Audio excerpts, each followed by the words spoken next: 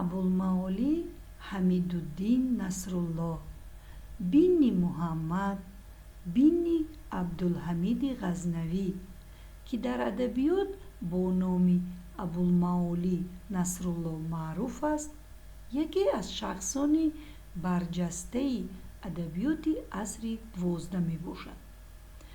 маъруфияту барҷастагиаш дар чист? Инро, шогирдони азиз, якҷоя бо шумо муайян мекунем. мутаассифона ҷараёни зиндагии абулмаолии насрулло пурра маълум нест.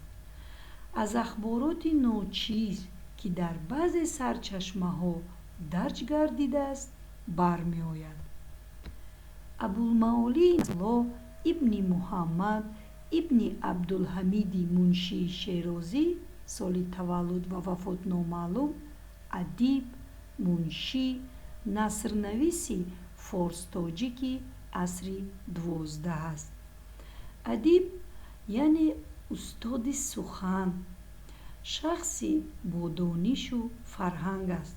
муншӣ бошад котиби девони давлатӣ.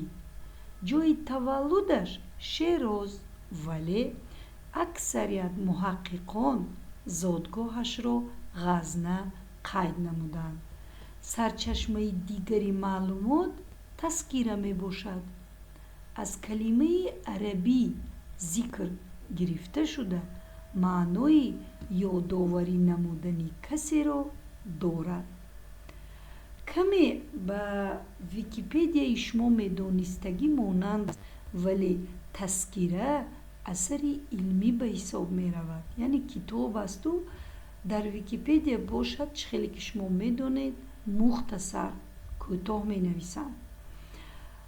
дар таскира дар бораи адибон, санъатварон, намояндагони дин ва ғайра маълумот дода мешавад. аз рӯи фикру мулоҳизаҳои таскиранависон шумоён то андозае вазъияти адабиёт, услуб, равияи эҷодии адибони алоҳидаро муайян карда метавонед. ниҳоят, тавассути таскираҳо як қисми эҷодиёти адибони гузашта аз нестшавӣ эмин монданд ва то замони мо омада расиданд. ва дар чунин таскираи лубобулалбоби муҳаммад авфи бухороӣ омадааст. абулмаолии насрулло аз донишмандон ва соҳибмансабони замони ҳукмронии баҳромшоҳи ғазнавӣ буд. дар корҳои девони давлатӣ иштирок мекард. девон дар ин ҷо бачо ба маънои идораи давлатӣ ё ин ки вазорат омадааст. дар замони ҳукмронии хусравшоҳ аз сабаби дониши қавӣ ва истеъдоди баландаш ба дараҷаи дабирӣ расид. дабир яъне иншокунанда ва таҳриркунандаи мактубу ҳуҷҷатҳои давлатӣ. дар замони Маликшоҳ, набираи Баҳромшоҳ, ки солҳои 1160-1187 ҳукмронӣ кардааст, ба мансаби вазирӣ таъин шуд. вале баъди чанд соли шуғли вазорат бо сабаби зиддиятҳои дохили дарбору баҳонаи номаълум ба қаҳру ғазаби султон Маликшоҳ гирифтор шуда ба ҳабс афтод. аз рӯи нақли Муҳаммад Авфӣ, рубоиҳои зеринро гӯё Абулмаолии Насрулло дар зиндон навиштааст, ки аз онҳо лаёқати шоирии ӯ низ ҳувайдост.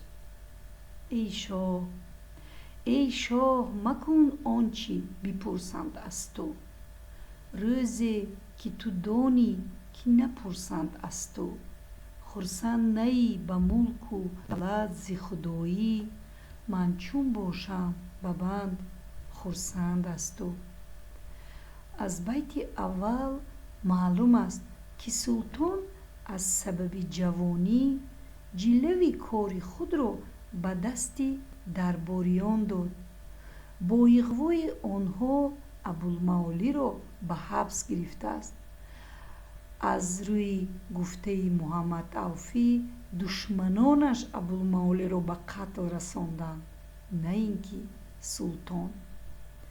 ربایی دیگرش را گویا پیش از قتل گفته است: از مسند ایز ارچی ناگه رفتیم، یعنی از جایگاه عزت و احترام رفتیم. حمدن لله که نیک آگه رفتیم، رفتند و شدند و نیز آیندند. ما نیز توکلت علی الله رفتیم. توکل امید بستن است.